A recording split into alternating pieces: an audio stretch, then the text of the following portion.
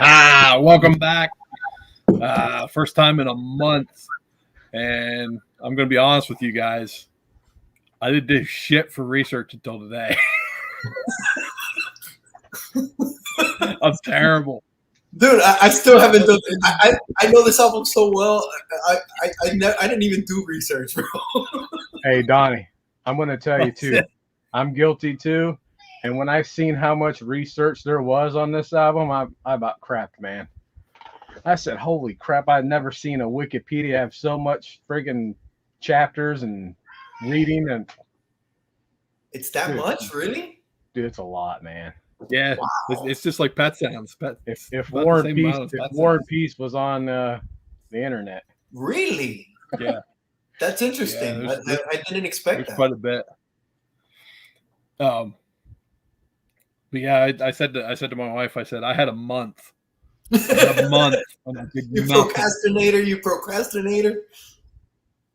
And it's your show. But anyway, tonight, U2's The Joshua Tree.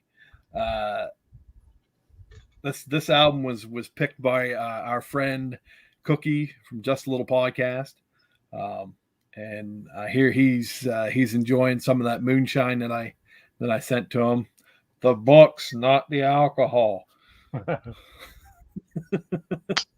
don't want to get in trouble with the feds.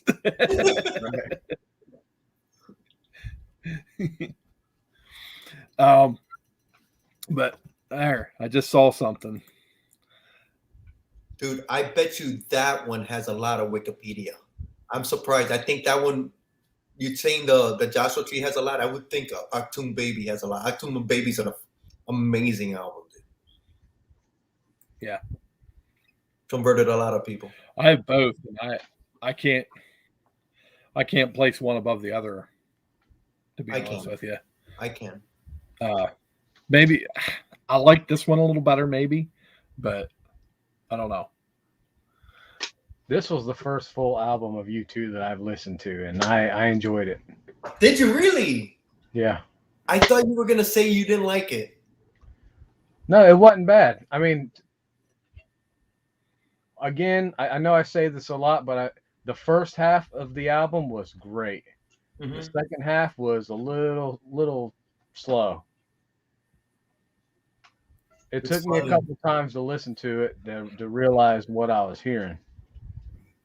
Dude, that's almost. I see it as two halves, that album, and I tend to. The first half is amazing, it is, but now as a longtime U2 fan, I move towards the other half. You know, the songs that came at towards the end of the album are more my favorites. And I was reading on the story of the album this evening, and I don't want to jump ahead, Donnie, but no, go for it. They basically had a deadline they had to meet for recording. Yep. And they went literally hours till that deadline before they had to turn in the master tapes to the studio. Yep. And they pretty much gave the masters and said, Bono said, I want to start off with was it The Streets That Have No Names, and then end with, I can't remember that last song. Right. He's like, and then you just put in the rest wherever you want it. Yeah, they left it up with the mixing engineers. To me, what would have it been like if they would have, because the first half was strong, if they would have kind of mixed, some of the songs that were on the second half kind of, did one of these numbers. Dude, I don't know if I would have liked it more. Really? I think that first side, it has such a flow from one song going into it. It's like it's almost like two albums, and those first songs just fit so well together. They feel the same emotional, a lot of spirit, a lot of good vibes, good energy. There's more to it than just what you're going through now, and to me it's very inspirational, that album, man. So I don't know if that, in my opinion, I don't know if that would have worked. So it's some things, things happen for a reason, bro, and sometimes that's just the way they're supposed to happen, dude. They do. Yeah. Yep. you know. So I didn't have the time to. I mean, I had the time. I didn't have the, the time per se to actually because I wanted to read the lyrics while I was listening for this album, and I wasn't able to do that. But I gave it a couple good strong listens today alone.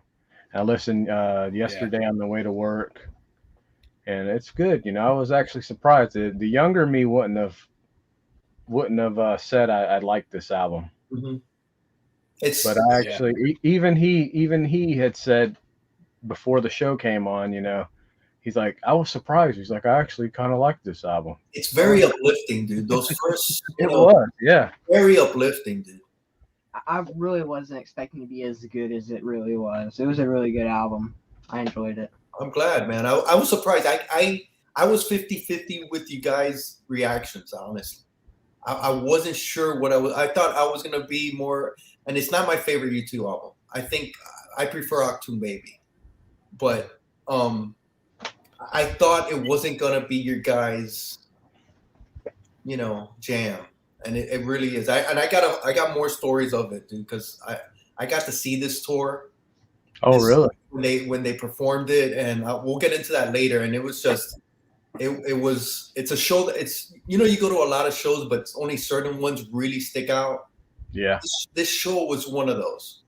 It was more like an event than a concert. It was just like, we'll talk about it later. I'll talk about that later, but let's get into it, man. I'm really happy you guys. I thought I was going to be the odd man out tonight, but it's nice to see that I'm not. Yeah. Well, I shied away from U2. This is another one of those. The only reason I have it or listen to it was because of lists I was working through. But I shied away from U2 for a long time. It was just like Jim. The younger me was like, nah. But I always, the whole, singular names in that band, like Bono and Edge, even the and one engineer on this album went by Flood. And it's like, that's so goddamn arrogant. It is. So I always sort of shied away from that. But I watched the classic albums documentary on it, and they're going over it, and I'm seeing like the modesty in Bono, and that was something I never expected. I always got this vibe that he was, felt like he was better than everybody, but in that documentary, he doesn't present that way. Yeah, that's not who he is. I think that's not the way he seems not to be that person. He's very Sean Pennish, in my opinion. They have a lot of things going on. Yeah. Besides what you see. Yeah, you hit it on the head, Donnie, because I watched bits and pieces of what I was able to watch of the documentary on YouTube today, and like you said, he's real modest. The one particular video when the producer's going over all the different tracks, and they got, he was playing just the vocals, and he kind of like, kind of laughed and acted like he didn't want to hear it, and yeah. I'm like, okay, because that, that's all the years that I've known of YouTube. You just know of Bono. You just think that he's gonna, he is this prima donna, with the big bug-eyed glasses and, doing all this and that. You would think that he wouldn't be, what's the word I'm hunting for? More of a philanthropist. I don't know. He seemed more humble. Yeah. More humble as a person than what I assumed him to be. Yeah, definitely. But that producer, he brought up, he said, there's Bono's guitar on the one track that they were going over, and Bono was like, nobody's ever said that to me before. It was like you saw the little kid in him when he reacted to that comment. He's like, they don't know who they They were, it's like, or they were about to become, Right. This was the album that put them over. This was their mega album. Yeah. Yeah. It was the album that they had to make to prove that they grew up. Yes. And that was one of the things that was said in this, that, let me see if I can find it. It said,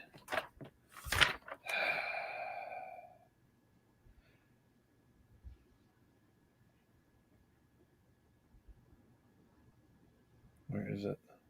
They always had some pretty mature topics for their songs. They did, Sunday Bloody Sunday. Right. Also is the whole War album was like that. War, The Unforgettable Fire. It has the song, about Martin Luther King. So they always hit on those topics. It wasn't like they were bubblegum. Yeah. They had more to. There was more to their music than just hits. That's like what Gore said. The band's early years were rooted in Christianity. Mm-hmm. The opening song, where the streets have no name, the guitar and all the different sounds, the music that you hear, it sounds just like a modern day Christian song. Mm-hmm. Except, which amazed me. I'm talking to Dan. I've heard Christian bands, and the sound is the exact same. But to listen to this album that was almost 35 or 35 years ago, close to it, yeah. It's wow. It's like timeless. And I was telling my wife today that this album, it's a timeless album. There's nothing, when you hear it, you don't automatically think, oh my God, that's an 80s album, because you didn't definitely not synthesizers and this and that. It's or like the electronic drums. Yeah. There's nothing time stamping this album to the 80s, and I thought that was awesome. I thought that was great. Yeah, definitely. As opposed to another album that was released in 1987 that we've already been over. Oh, nice. You don't. Why did you say it, bro? We all knew it. You didn't have to say it. Well, anyway, it's like, he didn't see that. He looked, when you said it, he looked at you. It's like, really? You're going to say that name, bro? Really? On this channel? I apologize. I did that in case somebody new was watching. Anyway, I found that quote. It says, it was an important record for us. We had all grown up a bit, but we were still learning and questioning. It was a breakthrough, but we always try to use our breakthroughs to lead us somewhere else, which is basically what this album was about. Mm-hmm.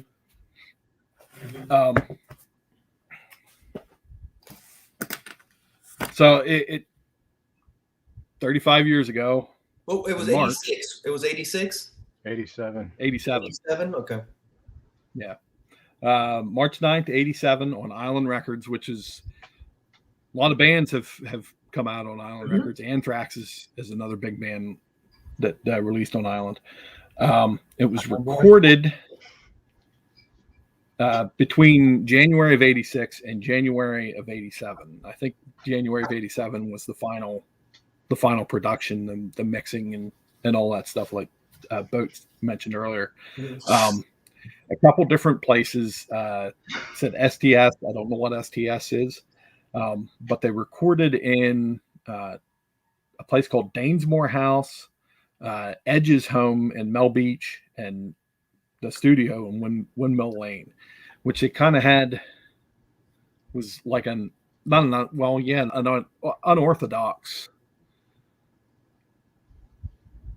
production because they set up makeshift recording studios in these two homes and then did the finishing touches at Windmill. Daniel Lenoir and Brian Eno from Echo and the Bunnymen, who had also done the previous album Unforgettable Fire, so they wanted to get back with them because they liked what they had produced on the previous album. 5 singles, and those 5 singles had a lot to do with the success of this album. And there it is. The infamous Russian bot. Nice. He's been getting everybody. Everybody, and there's several of them, I think. This album sold 25 million copies worldwide. This was massive. This was a massive album. Massive. I believe it was one of the first albums to achieve the diamond status, if I'm not mistaken. Which is 10 million, 10 million albums. This album was massive, dude. Yeah. Fastest selling album in British history. Wow. I think it sold. I think they said it shipped 250,000 units its first week. Wow. In the British Isles, and over here it was 300,000. Was it the first week? I can't remember. This album definitely hit a nerve with everybody, dude. It was everywhere. Oh yeah. The video, and also it was MTV. And oh my god, it was massive. 20th and 30th anniversary release. I mean, not many albums do that. Right. Topped the charts in 20 countries. So that's quite a bit. I was looking at the album charts, and the majority of the countries that chart albums, it was number one. Yeah. Yeah, I saw that.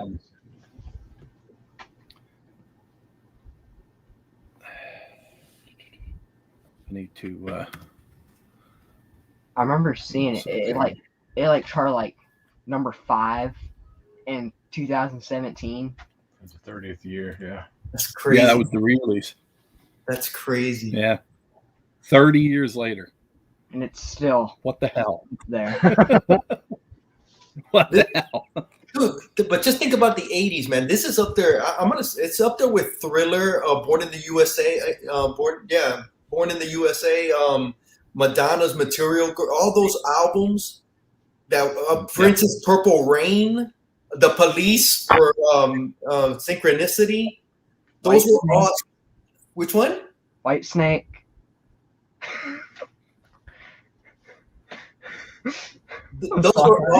Those were all stadium tours, bro, and they were massive when they were coming to your town, except for Whitesnake. No, you made me say it. Oh, I thought you were going to say except the band, except the German band.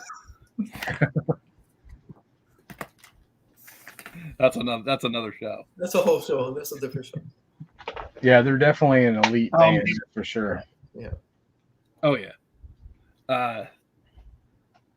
They had pointed out that about this album and their appearance at Live Aid in '85. Oh my God, I was about to bring it up.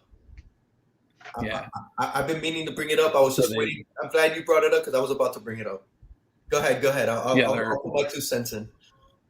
The appearance at Live Aid sort of was like the trigger for what was gonna happen, because they hadn't played stadiums like that on previous tours.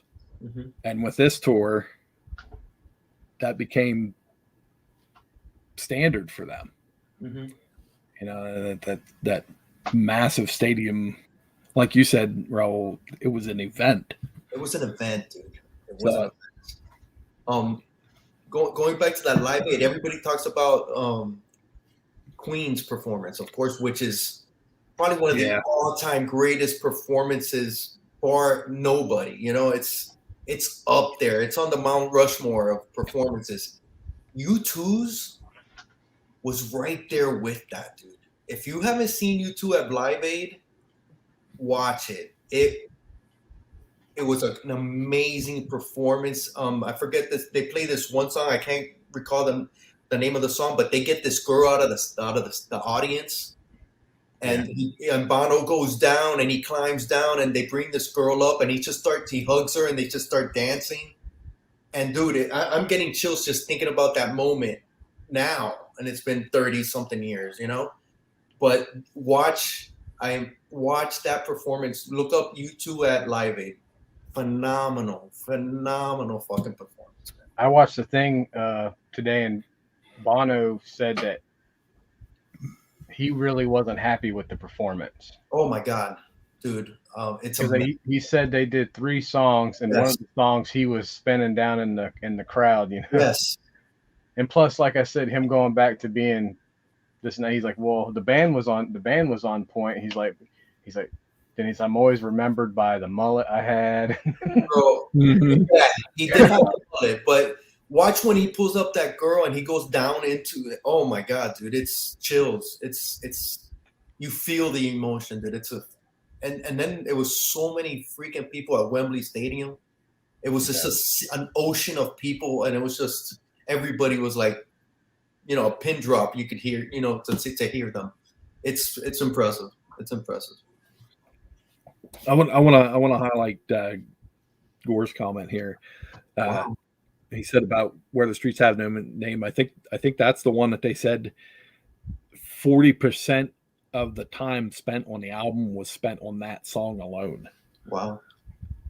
Because they were trying to get it right. I don't know if it was the layers or the lyrics. But I know he had an altogether different set of lyrics that the rest of the band didn't care for. So they passed it back to him and said, you know, revise it. Mm-hmm. Let me find that. That's crazy. And they said giving him those revisions kind of maybe a blow to his confidence, but it forced him to I don't want to use the word to get hungrier, but it forced him to, you know, work his magic. And that Dave Megan, who was one of the engineers on the album, said that the revisions that he did on the lyrics were like magic. And I can't find it. Yes, definitely unruly. They put it all together on this album, dude. It's just there it is. Said Lenoir said the production team extensively screened Bono's lyrics and offered suggestions, as many lines did not sound as good when sang against a backing track. Bono's revised lyrics were described as absolutely stunning by Megan, who believed that the insecurity the singer felt from having his work critiqued further motivated him. Everybody needs a kick in the ass every once in a while, dude. Right?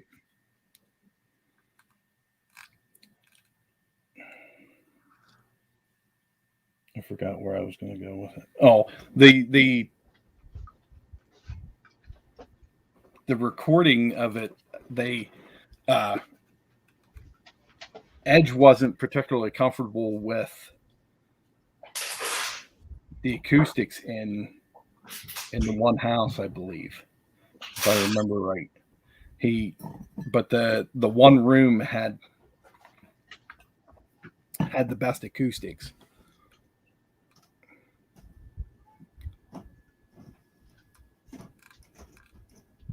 Where is it?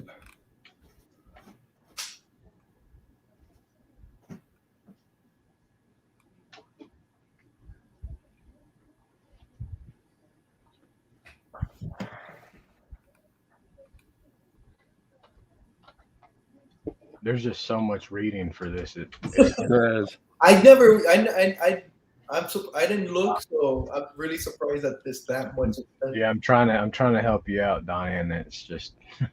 The one thing that struck me, and I had no clue, was the influence and inspirations for a lot of the record was on America. Mm-hmm. I had no clue about that. Mm-hmm. I never, it never even dawned on me. But after reading it and the shots and stuff that they took for the album cover and stuff, it's like, well, yeah, of course it's got those influences. Are you kidding me, bro? Yeah. Bullet the oh my God! Outside it's America. Outside it's America, and then it goes into the oh my God, dude. Yeah. That song is oof. But yeah, going back to the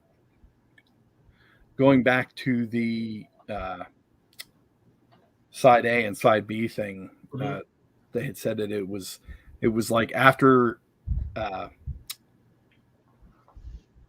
guy that did the final mixes, after they handed it to his wife to do the song layout, and they said it was like it had a beginning, a middle, and an end. Mm-hmm.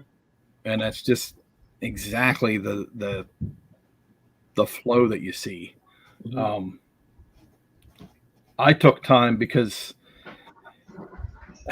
as massive as the first 4 songs were, mm-hmm. I felt like I didn't need to listen to them more. Yeah. I listened to everything after Bullet the Blue Sky mm-hmm. because it was part of the album that didn't stick out to me. Mm-hmm. In God's Country did, but the rest of those songs I felt like I'd never heard before. Yeah, I have a lot of albums like that.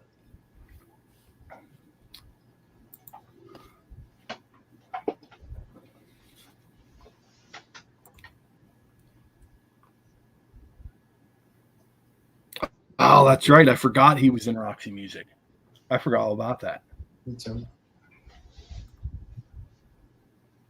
I always associate him with Echo. No wonder that thing didn't go off.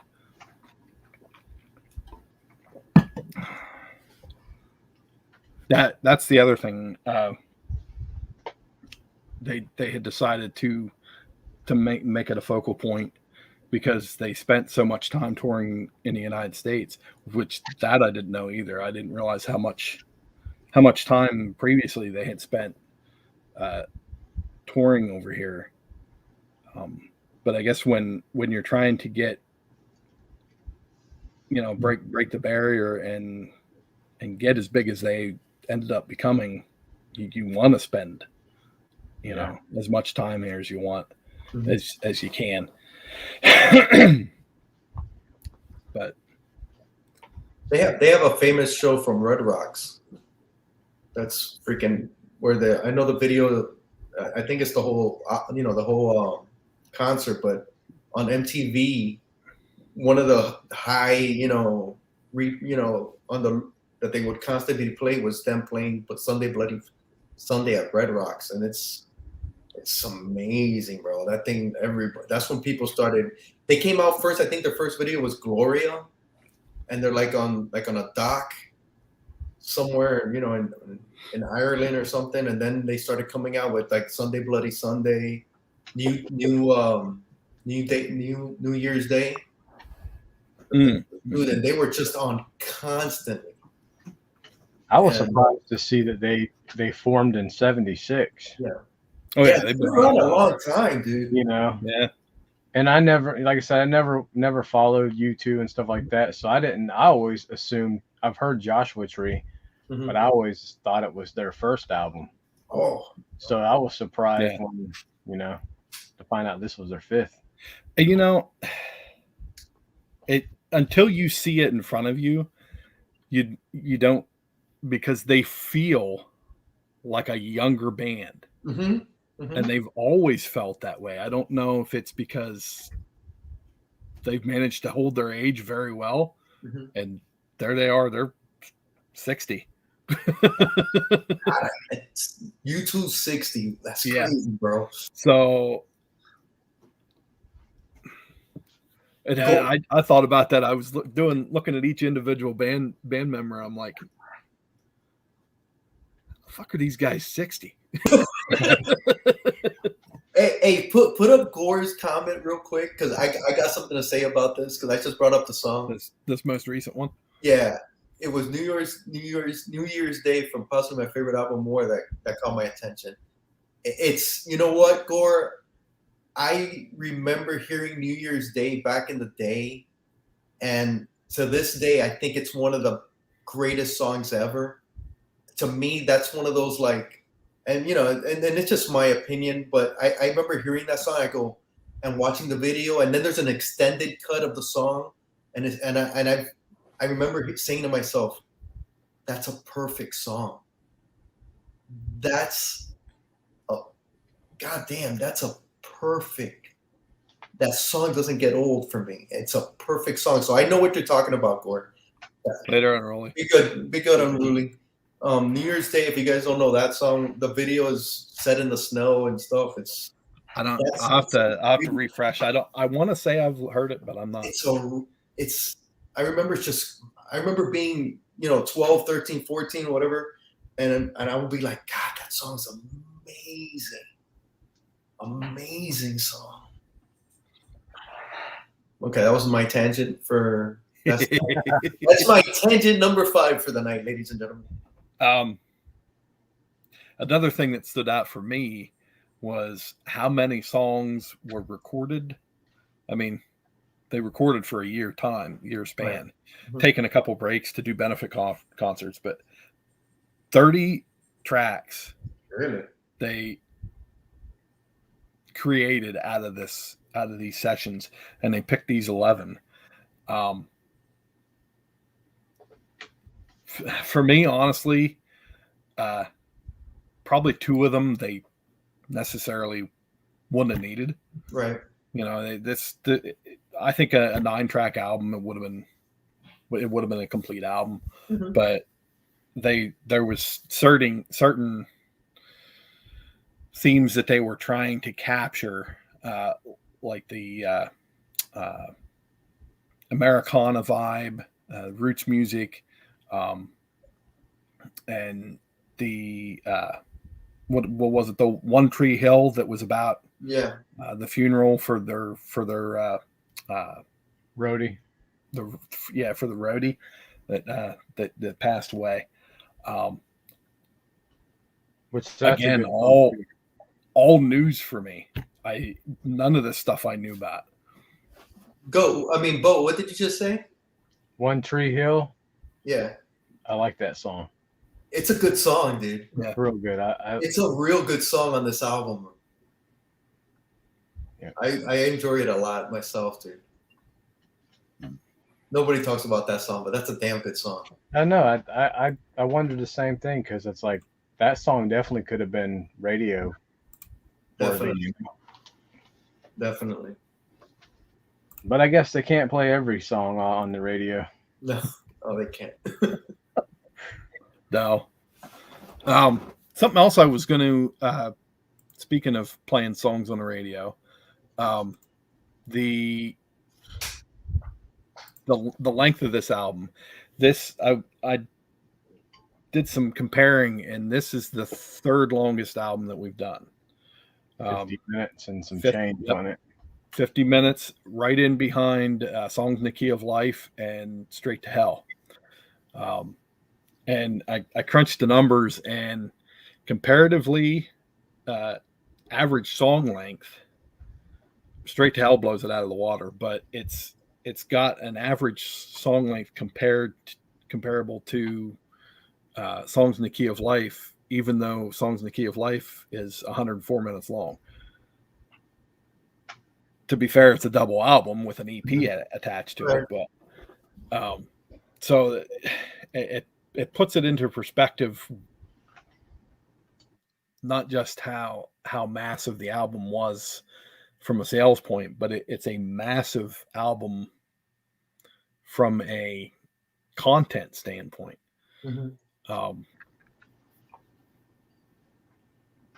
Just the side A, for instance, it's got, the first 4 songs are huge, massive. I mean, I'm going to say it basically, the album sold basically on those first 4 songs alone. I don't even know if they would have needed to release 5 singles. They didn't have to. What did you guys think? What did you guys think of the first song, the opening track? We bring that up quite frequently. What do you think of Where the Streets Have No Name to open this album? I liked it. It was a real strong opening. I agree, man. It really set the tone for the rest of the album. Totally. Yeah, that build up. Yeah. Into the album. Yeah. It's a great opening song, dude. It gets you. It's like, oh, okay, strap yourself in, dude. Let's see where we're going. Exactly. It's a great opening song. And I played the video for Boat today. Them filming on top of the building and LAPD shutting them down, and very Beatles, cool. Right? Very Beatles. Oh yeah. Good video. Yeah, it's a damn good video, bro. It's uplifting as hell. These songs, bro. Super uplifting. And I'm gonna go out on a limb, and I'm gonna say I'm gonna, listen to more of this band. Dude, I'm gonna check that other album you like. You gotta listen to Octoon Baby. I bought that album. Yeah. I'm not gonna get into Octoon Baby, but I bought that album for there's this song called The Fly, and I think it was the first single off the album, and I freaking loved it, and I bought it for that. And for the longest, I didn't hear the rest of the album. I was just listening to that song, and then I started listening to the rest of the album. Dude, that album is phenomenal. I need to listen to this album again. I've only listened to it once. I've only listened to Unforgettable Fire once too. Yeah. I've listened to the singles, but I've never listened too much into that album. And this album was also, for me, another album. Every time I put it on, started over, it just sounded better every time I heard it. Yeah, I don't know if it's the layers or the delay that they used in Edge's guitar. I mean, it's kind of synonymous with him, but layers for days, man. I showed him the video of them, the producer going over the different tracks. They used a 24-track board, and they must have used 20 tracks just for Edge. Yeah, and all these different guitar sounds. He had acoustic. He had like a steel guitar. He had sounds, and everything. Like the tremolo fading in and out real fast. Like everything. I mean, so many layers. It was. There was layers that they didn't even use. Yeah. They're like, that's not in there. So many layers you can't even hear them all. But really, like if you would have told me there wasn't an acoustic guitar or there was an acoustic guitar in that song, I would have said, I don't hear it. But there is. And the interesting thing about that I read that was about, I believe it was, I still haven't found what I'm looking for, the one we're talking about with all the layers, that song started just from a drum track that was from a different song. Wow. Yeah.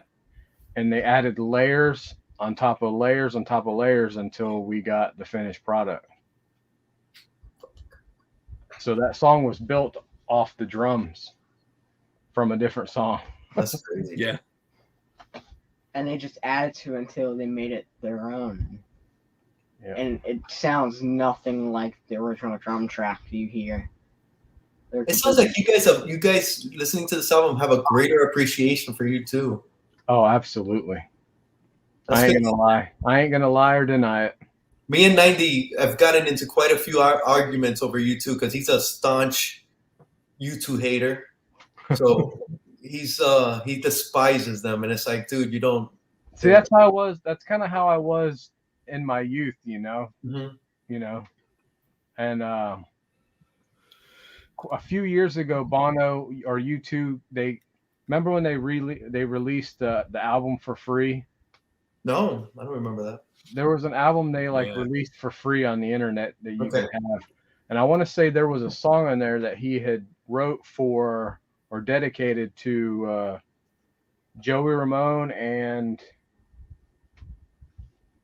Joe Strummer, I think. Okay. One of the two. I can't remember. Or it was either, there was two of them. I know it was Joey Ramone, and I can't remember who the other one was. I think it was Joe Strummer. But that particular song, I'm like, okay, that's pretty cool, like that. But that was it. That's about as far as I took it. So listening to this album actually helped me open the old eyes and ears a little bit. Listen to Achtung Baby, and there's a song towards the end of the album, or the second half of the album, that's probably my favorite U2 song. I know I love New Year's Day, but Till the End of the World on Achtung Baby. Now, Gorgeous mentioned something about Johnny Cash and The Wanderer. The Wanderer. I don't know if I've heard that or not. I don't know if I have either. But I know Johnny Cash did cover one of their songs in his one of his later recordings. Plus, the song One, I think, One Love. One of the in that Bono song. One. Yeah, One. Yeah. Mm-hmm. One of the interviews I watched, they talked a lot about the inspiration from Johnny Cash and Roy Orbison and stuff like that. That they got a lot of inspiration from. And he mentioned the fact that, the 80s, Johnny Cash that was like the one decade where Johnny Cash was kind of, the music industry didn't treat him as kindly as he deserved, I guess you could say. Yeah, because they had all the new country that was coming out, Alabama and all that, Yep. And so he said that's when he reached out to them, or Johnny Cash and Roy Orbison and all this and that, the people that weren't getting the love that were, great folk singers and very America, After I believe it was after this album, they came up with the song with I think it was BB King, that album. Oh my God, I can't remember the name of the album. Rattle and Hum. And they came out with the music, and it was very Americana. And that was, I believe it was right after this. Okay. Well, yeah, I could see that. They were big into all that. And a lot of the songs really do have a strong folk influence, and you can really hear them. I forget the one, but the one with the harmonica really stands out. Definitely. Was it Slide? Definitely. Is that the name of the song, Slide? Don't know. No. Definitely a lot of folk. In God's Country, One Tree Hill. Dude, Trip Through Your Wire. Oh, dude. So good. Really good. Really good album, dude. It's a really good album all the way. Yeah, the New Country. Exactly, Gore.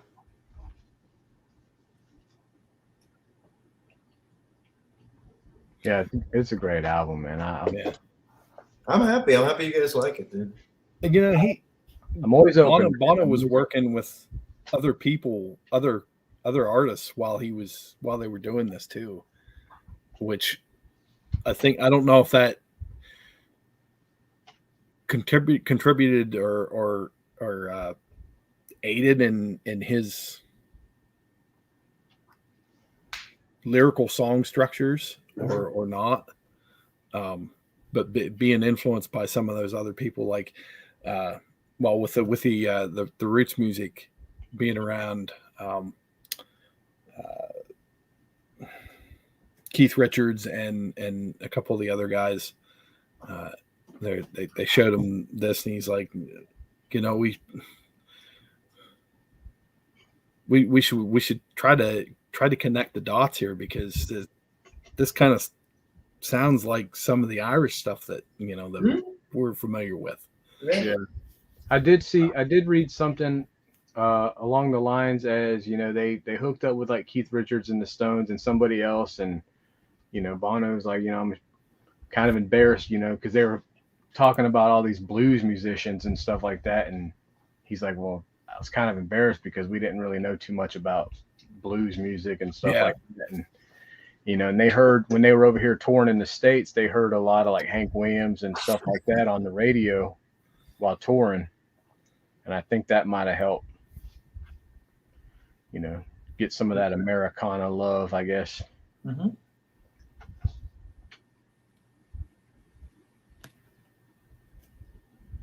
Because they pretty much said they come from like a they're like a post-punk band, Yeah. Do you want to talk about the album cover? Or? Oh yeah, it is cover to cover, isn't it? Yeah. Dude, you're a member, Bo. You keep us on track, dude. Like it. You're a welcome member to this panel. I was surprised. I was going through it, and there was a lot of stuff on the album cover. There was quite a lot. Take it away, Maestro. Okay, so have at her. I think when they were trying to like shoot for the actual album cover, they were on a bus and they just were looking for it, and that was like the area. Where were they? They were. Where they were in Nevada, I think. Yeah. Mojave. Yes. And they were going through, and they stopped and they took the photo. And the thing was, when they took it, it was freezing cold, and so they had to take off their jackets. And if you really look at them, it does look like they're freezing. Yeah, they look a little pissed off. Because like you can't be in the desert wearing heavy coats and stuff. Yeah, they said since they're taking a picture in the desert that you don't want to be standing in the desert wearing a jacket. Yeah. Doesn't but even though it looks like they still are wearing jackets, but that's why they said they have like the kind of somber looks on their face, because they were standing out there in the cold while they're taking all these pictures, and they stopped and found this one tree. It's a lone tree by itself in the middle of the desert, and that's where they stopped and they took the picture of the tree that's on the back of the Joshua tree. Yeah, which has fallen over since then. Really? Yeah. Wow. But it is a pilgrimage for U2 fans. A lot of U2 fans visit that spot.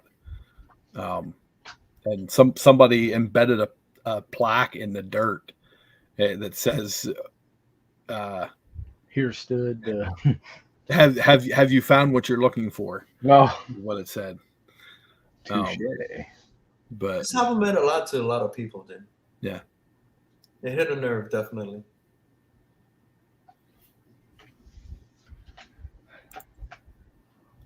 I was just there was also something I read about the cover, how I think they wanted to use the cover on the front of the album, but I forget everything that went on with it, but they decided to put the tree on the back, and they wanted the tree on the front initially, I guess, and so they went with the photo to kind of look like a film reel or like a photograph negative or something. Yeah.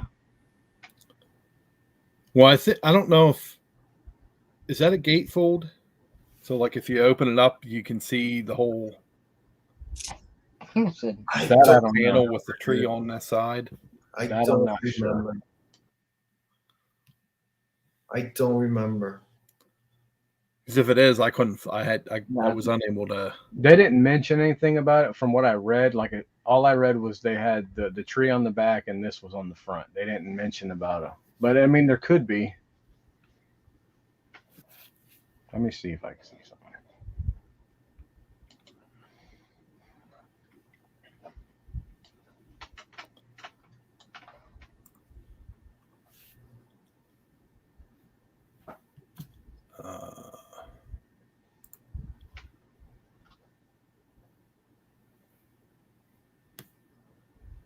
The song that they played at Live Aid, what the song I'm talking about, that was freaking amazing. The name of the song is called "Bad."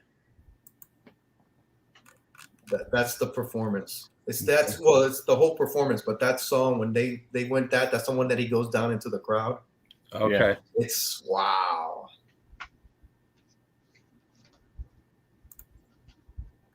Oops.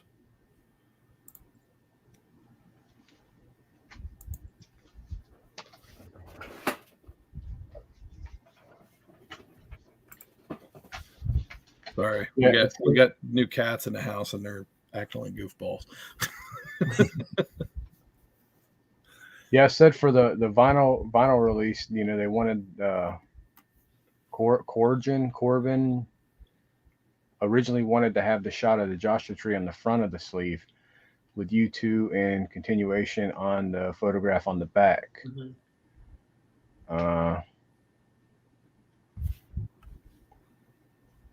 I don't see anything about it being.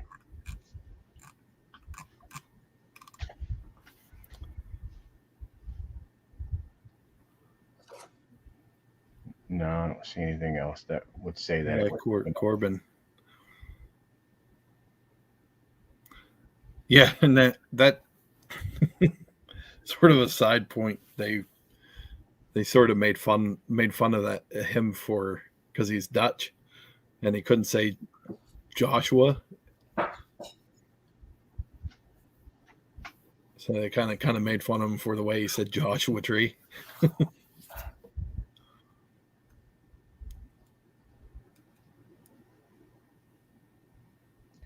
And it says here that Rolling Stone magazine, it looks like, had placed the Joshua Tree album cover at number 97 on the list of 100 greatest album covers of all time. Wow. Yeah. For such a simple, right? But it was it. And the tree fell in around the year 2000. 2000, yeah. Okay, so it's been a while. Yeah. Oh. Yeah, it's achieved several lists. U.S. Billboard top album charts. Oh no, that's chart list. Release. Exception. Legacy. There it is. The other infamous 500 greatest albums list, it's number 26 on Rolling Stone. Wow.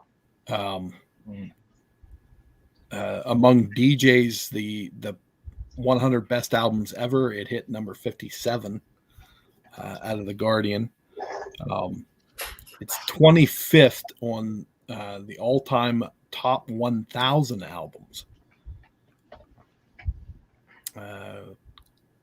Colin Larkin, I don't know who that is, but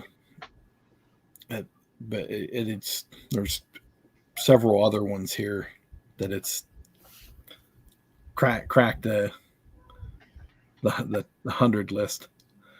It's like it's beyond massive. Dude.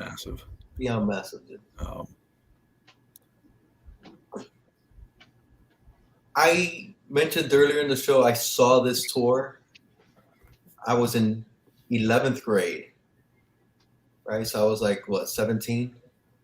And a group of friends of ours, somebody got tickets, went to the Specs, the local record store, because that's what you had to do back in the day, and stood in line and bought us the tickets, which were probably like $15, right? And we had seats. It was at the old Orange Bowl where the Dolphins used to play. And we had seats on the sides, right? I don't know because I never sat there. We had another friend, right? And he had 2 tickets on the floor. It was general admission. And he sold his ticket to some other guy that we all worked at Publix. And he sold he had his ticket and he bought the other ticket for the other dude. I got along better with that guy that bought the tickets, bro. And kind of like before the group was going in, he finagled it so I would get the general admission ticket, and that other guy ended up with the other ticket. Dude, I was maybe 20, 25 feet from the center of the stage. Wow. And it was spiritual, that concert. It was like I was out of body. The love that was at that concert, dude. It was just so uplifting, and it was moving to watch them perform this concert, dude. And everybody was, like I said, it was an event. It wasn't a concert. It's like we can't believe we're watching this. And it was a big, wide stadium, and Bono was going back and forth, and it's not like the concerts now with all the lighting and all that stuff. It was just more of a bait, but it was phenomenal concert, dude. And everybody was just like in awe. It was pretty awesome that I got to see him from up close. I was beside myself. I go, dude, I can't. And me and that guy, his name was Richard, dude. We were just, It was one of the best concerts I've been to. I don't remember, man. I don't remember. I just remember they played Bad and everybody was singing along with him because that was after Live Aid and it was fresh on everybody's. That moment was fresh on everybody's moment too. So when they played Bad, I think one of the lyrics is how long before we, and I don't remember the rest of the lyric. And everybody, dude, Bono was just, everybody was singing along. It was, this album was, I can't empathize how big this was, bro. This was like Ringling Brothers Circus is coming to town. It's like, YouTube's coming to town, bro. It's YouTube tonight. And dude, I got the concert shirt. I wore that shirt out until I had holes. And I would wear it I think twice a week to high school. It's like people had to, that's where I wore his freaking YouTube shirt, It's like, dude, I was all in for this, bro. I was all in. It seemed like even the 30-year anniversary tour, Joshua Tree tour, was pretty big deal. They tour and it's a big deal, dude. I got to see them twice. I saw them I forget. I saw them not long ago, maybe 3 or 4 years ago. The last time I saw them, but Zooropa, Discotheque. Even the album is not their best. I freaking love it. I know you're a big disco fan, Bo, so you might like that one. They kind of go more. It's not disco. It's more electronic. They're taking electronic, and they really missed the boat. But dude, it's actually not that bad. Is that the one they released for free? No, this is earlier. This was like after Joshua Tree, I believe it was Rattle and Hum. Then it was Achtung Baby, like in '91. Okay. Then it was Zooropa, which was a big show with the media. It was a media, influence on that. That's when he got the big glasses and all that shit. And then after that, it was I think it was Europa or Discotheque, something like that. Dude, they got a lot of albums. they change. They're not the same. They evolve big time. I'm telling you, you're gonna like Discotheque. It's a lot of disco, new, electronic. You're gonna like that one, Bo. You need to check that one out. I'll give it a hear. I'll give it a hear.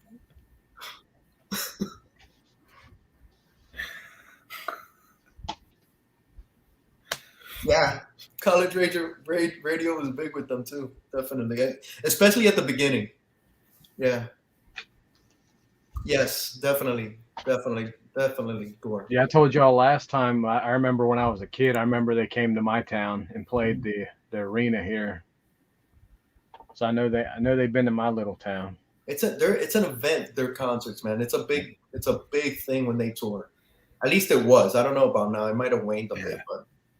I doubt it. I think they could probably still pack arenas or. Dude, the last time I saw them at the New Dolphin Stadium, and it was in the round, so they were in the middle, and I remember Florence and the what is it? Florence and the Machine.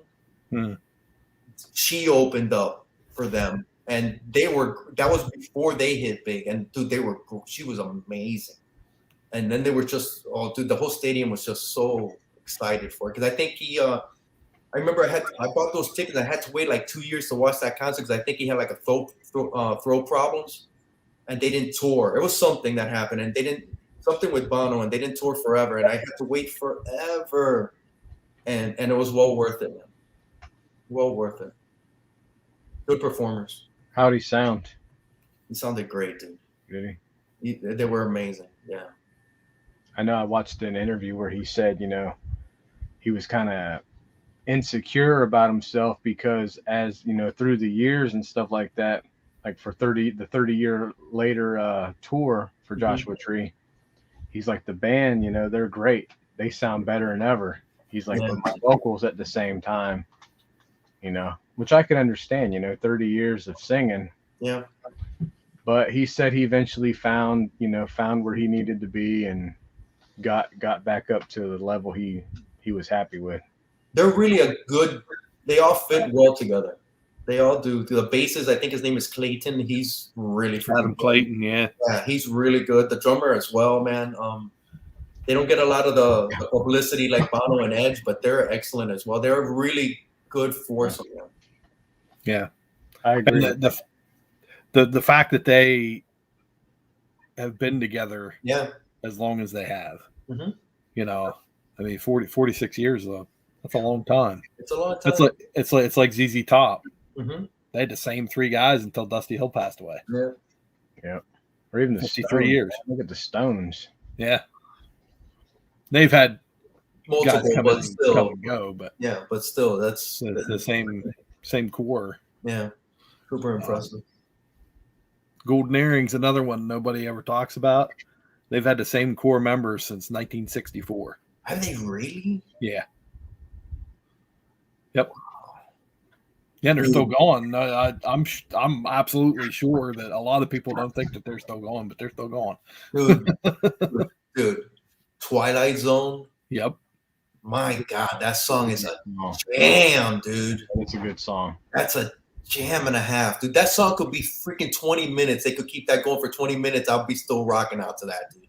To that freaking beat. And when that video came out, it was great. When he would go like that and the bull, oh, dude, it was kind of like Talking Headish. Him getting, oh, dude, yeah. Dude, UFO. Yeah. Golden Earring. I'm sorry, Golden Earring. Golden Earring. Yep. Yeah, UFO somebody else. Yeah, that's another show. Lights out. That's lights out. Yeah, that's another show. All right. Well, we didn't really pick our favorite songs. Do it. Do we want to? Yeah, let's do it. I got mine locked in. Hold on, let me get the track listings. Yeah, get the track list. Put it up so I could watch it, see it, Donnie, if you don't mind.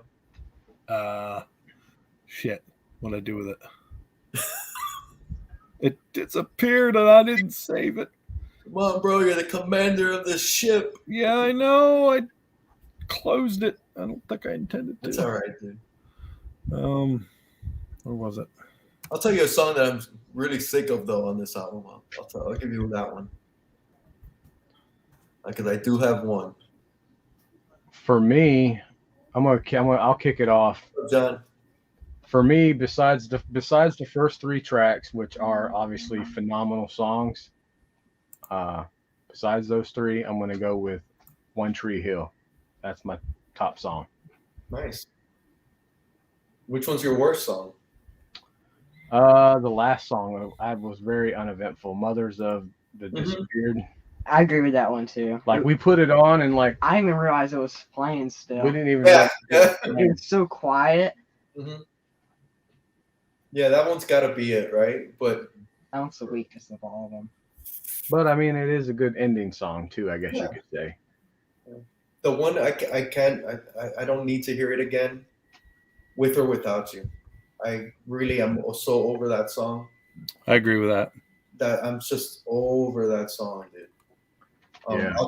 That comes on the radio, I'm changing it. I don't need to hear it again.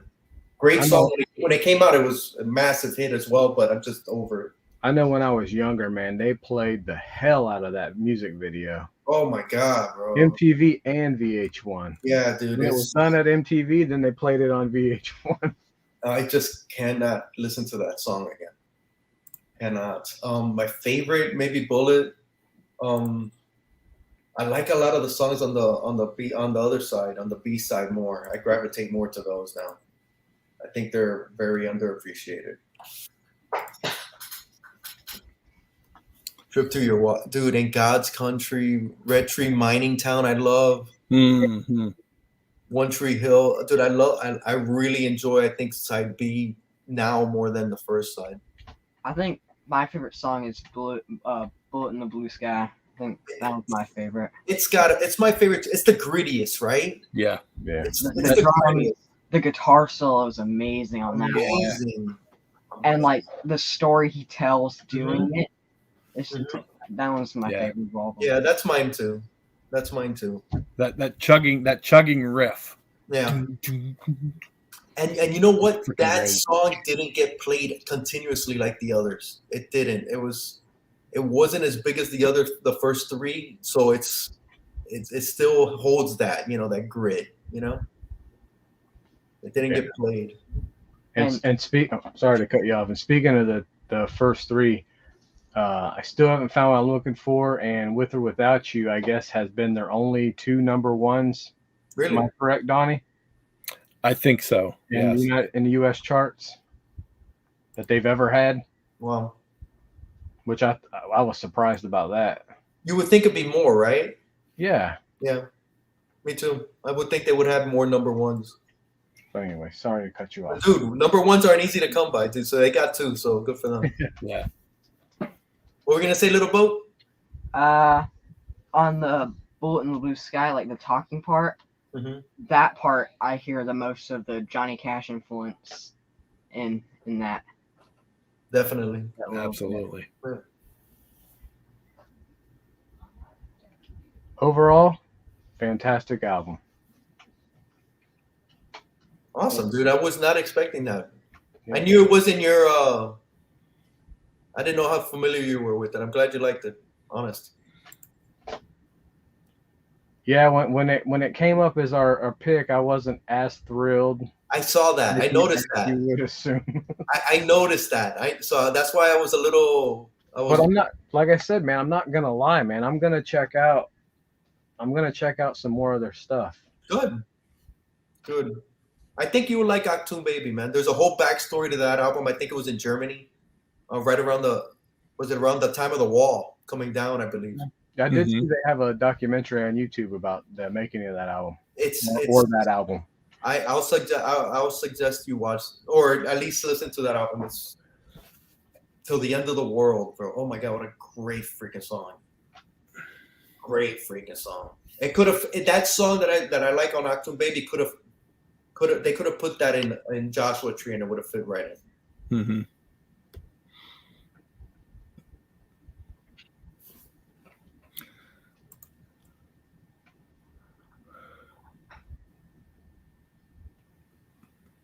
Wow. Oh wow.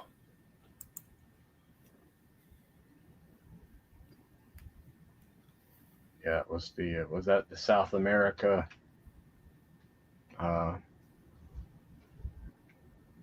issue that they experienced while down there with the U.S. and was it the cartel or the? Don't know the whole story. I can't remember what it was. I don't recall that, so I don't know. El Salvador or something. That was Bullet the Blue Sky. Yeah. That was the story. That's the backstory to it. Yeah, Nicaragua and El Salvador. Mm-hmm. But the one that Gore mentioned there was about the the last song. Yeah. Oh, okay. So Little Bo, myself, we really like this album. I guess you're the one to censor, huh, Donnie? It's one of those. I'm kidding, bro. I'm kidding.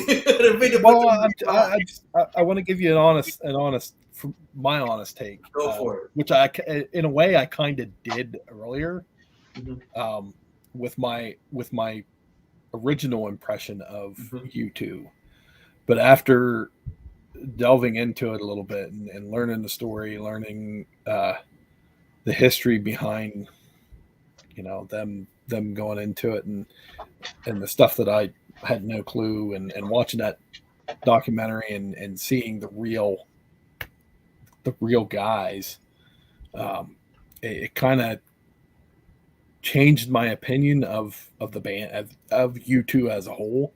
Mm-hmm. And I don't know if improved my opinion of the album. I liked it before, right? But taking the time to listen to tracks 5 through 11 over the last week or so, it's a great album. Yeah, production wise, everything that they did, they took the time to make sure it was right. Correct me if I'm wrong, but it's almost like you guys, your impression is they were rock stars, and now after listening to this, it's like shit. There's a little bit more substance there than I thought there was. Absolutely. And I think that's the way people see you two when it's different. And when they really take the time, it's like, dude, there's more there than just songs and them being rock star, and it's being Bono and The Edge, and they're, bigger than life. There's more substance there, dude. They're not. It's not who they are, actually. Yeah, like watching the interviews of them, they didn't seem so much like these untouchable beings. Like they really were like just normal people. Normal, right? Yeah. Oh, even though they're not, dude. Honestly, but they do the best they can. They do the best they can, right? That's right. So what we're gonna do next week, Donnie? Let's do it. Let's take a look. Back to the House of Pain. The Wheel of Pain. I guess I might want to share it. One album enters, one album leaves. All right. Bazinga. Big money, and yes! Machine Head. All right. This is a new one for me, guys. I've never heard. Somebody was happy. Somebody's really happy tonight. I guarantee you've heard at least 2 of the songs on this album. Cool. One of them, "Smoke on the Water." Oh, okay. I know that. All right. So is it Machine Head or Harvest? Wait, which one is it? I thought it was Machine Head. I just took it off of there. Oh, okay. Oh, yeah. Okay. Excellent. Now, is this the band Machine Head? No, this is Deep Purple. Oh, okay. It's Deep Purple. Okay, so Deep I do know Purple's that Machine song. Head. Okay. It's basically. I did not know the name of the album was Machine Head, I guess. Yeah, it's basically one of their biggest. The biggest album, one of the biggest albums for them. Have you ever yelled like a 12-year-old like that before when we picked an album? Did I do that when we got Cream? Yeah, no, you did not like that. Not like that. Not like that. No. Because I've been wanting to do this. Okay. This one and London Calling are the 2 albums that I've really wanted to do. You were giddy right there, bro. I like it. Can't wait. It's like you found a Cabbage Patch on Christmas for your kid. The Turbo Man doll.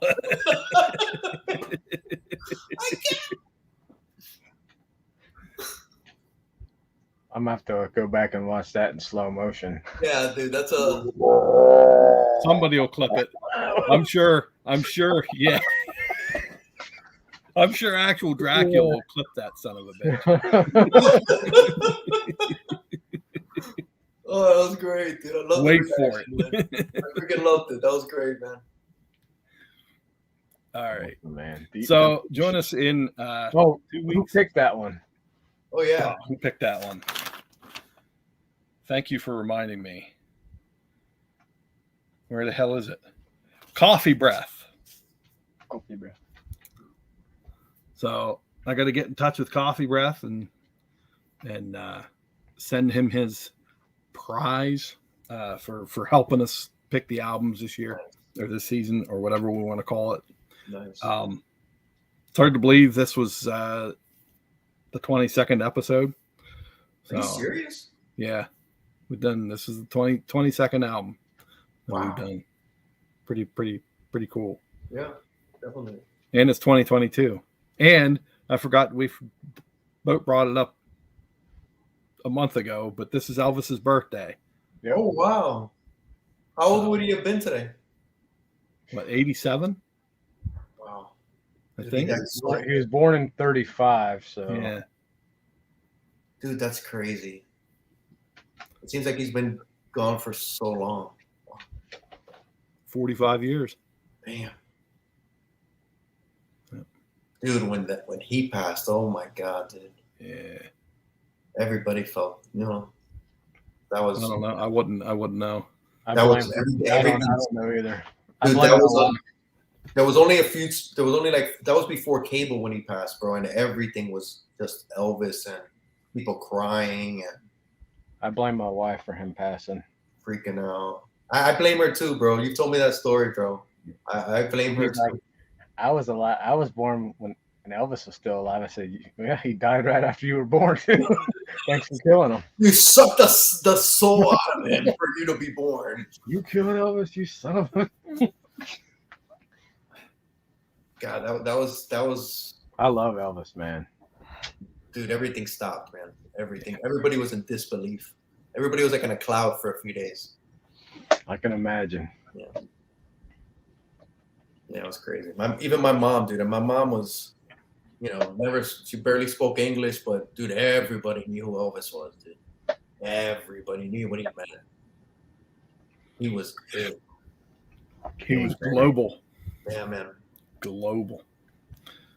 All right, so join us in 2 weeks as we go over Deep Purple's Machine Head album. Great album. Kind of a weird album cover, but we'll get into that next episode. I can't remember what the date is, but it's 2 weeks from now. In